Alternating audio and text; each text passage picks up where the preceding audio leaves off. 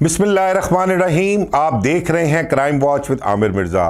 दोस्तों, चंद रोज़ पहले एक वाक़या डिफेंस में पेश आता है, डिफेंस फेज़ 9 में। वहाँ पर सेंट्रल ग्रुप ऑफ कॉलेजेस के जो ऑनर हैं मियाँ आदिल रशीद, उनके बेटे अहमद जावेद उर्फ एजे को जो है एक घर में फायरिंग करके जो है वो मार दिया जाता है।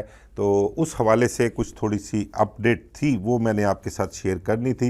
अपडेट क्या उस केस के हवाले से क्या अपडेट थी, बल्कि उस केस के हवाले से जो एक किरदार है, जो एक टिकटॉकर लड़की ज़ारो बट जो पुलिस की हिरासत में है, उसके हवाले से आपके साथ शेयर करना था। आपको ये बताना था कि उस लड़की का ताल्लुक़ किस ख़ानदान से है, कहाँ की वो रहने वाली है, और उसने रावी रोड से लेकर डिफेंस का सफ़र जो है वो कैसे तय किया, और इस दौरान उसने क्या क्या अबू बकर के साथ, जो अपना FIR का एक नामजद मुलज़म है, जो हसन खान असला डीलर है, उसका नवासा बताया जाता है, उसके साथ मिलकर कितने लोगों को लूटा उसने और क्या क्या कुछ किया, इस हवाले से मैं आपके साथ कुछ शेयर भी करूंगा चीज़ें। और इस टाइम जो उस पुलिस ने एक मियाँ माया जो था उसको पुलिस ने हिरासत में लिया हुआ था, उसका क्या स्टेटस है ये भी मैं आपके साथ शेयर करूंगा। तो पहले बात करते हैं ज़ारो बट की। ज़ारो बट, उसका एक और कह लें कि निक नेम जो है वो कोई गुल्लू भट्ट के नाम से जानते हैं उसको, कि गोलो भट्ट या गुल्लू भट्ट, इस तरह से उसका नाम लिया जाता था बचपन से ही।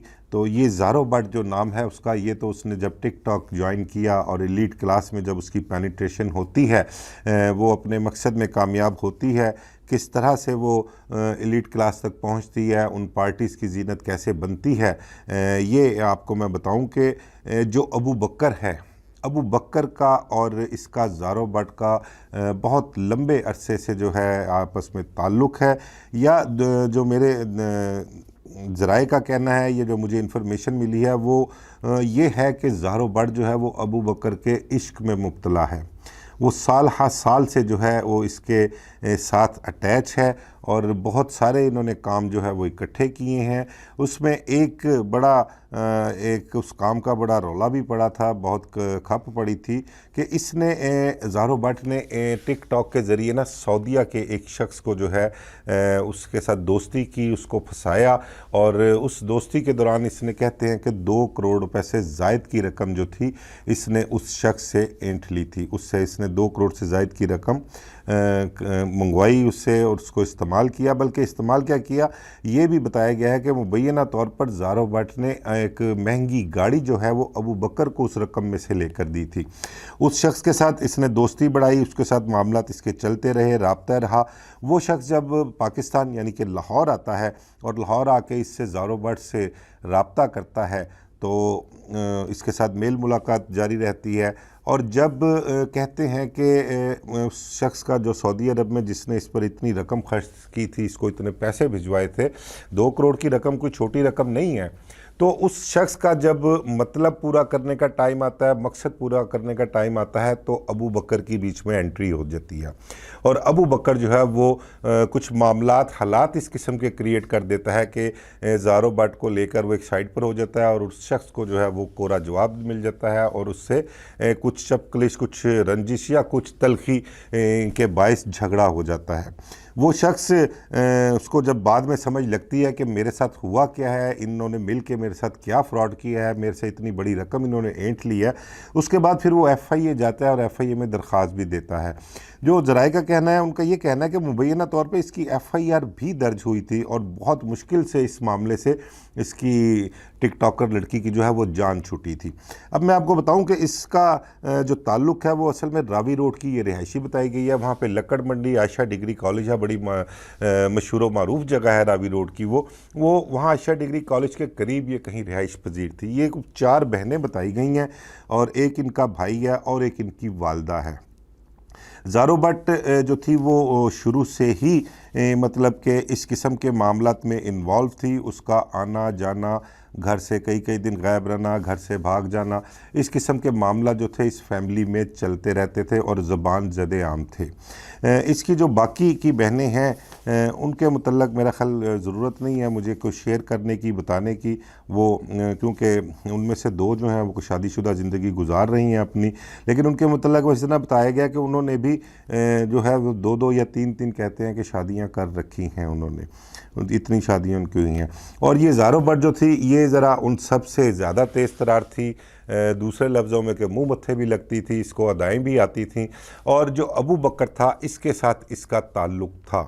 अबू बकर के साथ मिलकर ये इस किस्म की वारदातें डाला करती थी, इस किस्म के काम किया करती थी। यही नहीं बल्कि इसका ताल्लुक़ जो है वो बागबानपुरे की एक बड़ी नामवर शख्सियत जो अब इस दुनिया में नहीं है उसके साथ भी, उसके बेटे के साथ भी, बल्कि उस शख्सियत की जो अपना एहलिया है वो भी एक किसी सरकारी ओहदे पर रह चुकी हुई हैं, अच्छे ओहदे पर रह चुकी हुई हैं। और वो उनका जो बेटा था उसके साथ भी इसका ताल्लुक़ रह चुका है माजी में, और बड़ा गहरा ताल्लुक़ रह चुका है। और उस लड़के ने भी इसकी खातिर जो है कई मतलब ऐसे काम किए हैं कि जो कि नहीं करने चाहिए थे। इसके अलावा आपको ये बताऊं कि एक मर्तबा एक इमामिया कॉलोनी वाली साइट पर, वहाँ पर एक ओपन एरिया है लोगों की, वहाँ पर खुली ज़मीनें हैं, जायदादें हैं, वहाँ पर ओपन एरिया में भी ना पार्टीज़ होती रही हैं। और उन पार्टीज़ में भी यहाँ से लाहौर के मुख्तलिफ पोश इलाकों से कह लें, अंदरून शहर के कह लें, लोग जो है नौजवान लड़के लड़कियाँ उस पार्टी में शिरकत किया करते थे। और उस पार्टी में मतलब कि जो लवाजमात पार्टी के होते हैं तमाम तर लवाजमात उन पार्टीज़ में मुहैया किए जाते थे। उस एक पार्टी का जो अहवाल है मैं आपको बताऊं कि वहाँ पर एक कोई जो दोस्त यानी शाहिद जो वहाँ पर उस पार्टी में मौजूद था, ये मैं उसकी ज़बानी बता रहा हूँ कि उस पार्टी में वहाँ पर एक तो ओपन एरिया था और वहाँ पर वॉशरूम कोई नहीं होता था। उस जगह पे ना करीब कोई वॉशरूम नहीं था, तो बस ओपन एरिया और मतलब सेफ़ जगह समझी जाती थी वहाँ पर। तो वहाँ पुलिस नहीं आती थी, रेड का ख़तरा नहीं होता था। तो वहाँ पर अगर किसी को हाजत हुई है वॉशरूम के लिए तो वो बस ओपन एरिया में ही जाके ना अपनी हाजत पूरी किया करता था। तो वो कहता कि मैं देख रहा था कि वहाँ पर सर्दियों के दिन थे, धुंधें हुआ करती थी, धुंधों में एक तो वहाँ तक अपना नज़र कम आती हैं चीज़ें। तो उस धुंध में कह रहा मैंने देखा कि कई लड़के और लड़कियों को कि वो उस एरिए में कोई कहीं पड़ा हुआ है, कोई कहीं पड़ा हुआ है, कोई किसी के साथ क्या कर रहा है। बहरहाल जो भी मैं क्या आपको इसके बारे में मज़ीद बताऊँ कि वहाँ पर क्या कुछ होता रहा है। वहाँ पर जो सब लोग थे वो अपनी होश में नहीं थे, होश खो के बैठे हुए थे, सबको समझ नहीं लग रही थी कि क्या करना है क्या नहीं करना। इसी दौरान वहाँ पर किसी का इन्हीं लड़कियों की वजह से कोई झगड़ा हो जाता है, और जब झगड़ा होता है तो वहाँ पर फायरिंग हो जाती है और शदीद किस्म की फायरिंग होती है। वहाँ पर वो अपना टेंट तो लगे होते हैं लेकिन वहाँ से जब फायरिंग की आवाज़ आती है तो सब जो है ना वो अपनी जानें बचाने के लिए कोई किधर भागता है, कोई किधर भागता है। तो उस फायरिंग में मेरा ख्याल है जो मुझे बताया उन्होंने कि किसी एक आध शख्स की जान भी गई थी उस जगह पे। और वहाँ से फायरिंग के बाद जब सब अपनी अपनी गाड़ियाँ लेकर वहाँ से भागे थे, और ये ज़ारो बट भी उस पार्टी में मौजूद थी। और कहते हैं कि ज़ारो बट ने भी उस झगड़े के लिए कह लें या इसकी वजह से कह लें वहाँ पर वो फायरिंग हुई और वहाँ पर मामला इस कदर ख़राब हुए। इस पार्टी में एक और नौजवान अंदरून शहर का बड़ा ही मतलब कि ताकतवर नौजवान था, वो बड़ा ही नामवर नौजवान था, वो अब इस दुनिया में नहीं है। इस पार्टी में वो नौजवान भी शरीक था। ये ऐसा मेरा उस दोस्त के मुतल्लिक कहना है जिसने जो इस पार्टी में मौजूद था और उसने अपनी आंखों से उस नौजवान को भी वहाँ पर देखा था। यही सब कुछ नहीं बल्कि ज़ारो बट के मुतल्लिक आपको मैं मज़ीद क्या बयान करूँ कि इनके जो मामलात थे, इसके घरेलू मामलात थे, इसकी वालदा के क्या हालात हैं, इसका भाई जो है वो अपना इनके इन्हीं मामलात की वजह से जो है अपना घर छोड़कर अपनी बीवी को लेकर अलहदा हो चुका हुआ है। इसकी वालदा डायबिटिक पेशेंट है, इंतहाई कसम पुरसी की ज़िंदगी गुजार रही है, अलहदा अकेली रहती हैं और ये उनको वहाँ ख़र्चा वर्चा भिजवा देती है, ये उनके साथ नहीं रहती।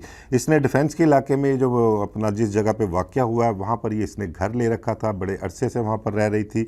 बल्कि मेरे एक दोस्त ने यह भी बताया कि मुझे एक दफ़ा इत्तफ़ाक़ हुआ कि उसका ना ताल्लुक़ इस फैमिली के साथ था। तो मतलब कि इसकी कोई बहन थी, उसके साथ कोई उसकी कह लें कि मिलना जुलना था या मामला थे। सारी फैमिली को वो जानता है, इस ज़ारो बट की फैमिली को सबको जानता है वो। तो उसकी जो एक बहन, बड़ी कोई बहन थी, उसके साथ उसका ताल्लुक़ था। तो ये ज़ारो ने ना उसको एक दफ़ा कहा कि मुझे ना आप डिफेंस तक लिफ्ट दे दें, मुझे छोड़ दें। वो जब उसको छोड़ने गया तो रास्ते में कहता है मैंने उसके जो हालात देखे वो तो इंतहाई मतलब कि मेरी तो सोच समझ से बाहर के हालात थे कि ये क्या मामला हैं और ये किस तरफ चल पड़ी है ये लड़की। तो डिफेंस में जब वहाँ पर जाते हैं तो उसको ड्रॉप करते हैं। तो ये ज़बरदस्ती कह लें या अपना कहती कि कोई नहीं, आ जाएं 2 मिनट के लिए, 5 मिनट के अंदर आते हैं। अंदर जाकर जब वो देखते हैं अंदर, तो वो कहता है कि मैंने एक कमरा का दरवाज़ा खोला तो वहाँ पे कोई 10 से 12 लड़कियाँ मौजूद थीं उस घर में। और उन लड़कियों का जो कह लें कि उनको जिस हालत में मैंने देखा है, तो बल्कि उसने बताया कि वो रमज़ान का महीना था और अफ्तारी के बाद मैं वो अपना वहाँ पर छोड़ने के लिए गया था। और उन लड़कियों को मैंने देखा कि उन लड़कियों की हालत ये थी कि जिस तरह जो यूरोपियन कंट्री में गोरे हैं ना, वो बीच के ऊपर जिस कंडीशन में होते हैं, तो मैंने उनको उस कंडीशन में देखा। तो कहता मैं बस जिस तरह से अपनी जान बचा के, ये कह लें कि वहाँ से कोई बहाना करके बाहर निकलूँ, और मैंने गाड़ी को सलफ मारा और मैं वहाँ से भाग आया। तो ये इसके मामलात हैं, ये इसके हालात हैं। अबू बकर और ज़ारब, ये इन लोगों ने एक आपस में एका कर रखा है, लोगों को ये फंसाते हैं। अबू बकर ही इसको एलीट क्लास में लेके गया, इसकी अबू बकर के ताल्लुकात थे, मामलात थे। ये ही डांस पार्टीज़ में उसको लेके जाता, जो एलीट क्लास के लड़के लड़कियां नौजवान थे उनके साथ मुलाकात करवाता। बल्कि ये टारगेट किया करती थी, अबू बकर और ये दोनों टारगेट करते थे कि फ़लाँ लड़के के साथ अपने मामला ठीक रखने हैं, उसके पास पैसा बहुत है, उससे हम कुछ ना कुछ निकलवा सकते हैं, कुछ ना कुछ ऐंठ सकते हैं। तो ये बड़े अरसे से ये मामला चल रहे थे। लेकिन अब आके अहमद जावेद के मामले में मैं आपको बताऊं कि वो फंस चुके हुए हैं इस मामले में, इस कत्ल में वो बुरी तरह फंस चुके हुए हैं। और इस नौजवान की जो जान गई है, इस हवाले से जो अपना उसके अहल खाना है, जो उसके वालिद हैं अहमद जावेद के, उनका ये अज़म है कि वो किसी बेगुनाह को जो है वो अपने बेटे के कत्ल में गुनहगार नहीं लिखवाएंगे, और जो गुनहगार हैं उनकी वो जान नहीं छोड़ेंगे, और वो बिल्कुल कानूनी तौर पर आखिरी स्टेज तक जाएंगे और उनको कैफ़रे किरदार तक पहुँचाएँगे, उनको सज़ाएँ दिलवाएँगे। और अगर कहीं कोई हर्डल आती है, उनके साथ कोई इंसाफ की फरहमी में कोई ज़्यादती होती है, तो फिर उस वक्त देखेंगे कि मामला किस तरह से हमने निपटाने हैं।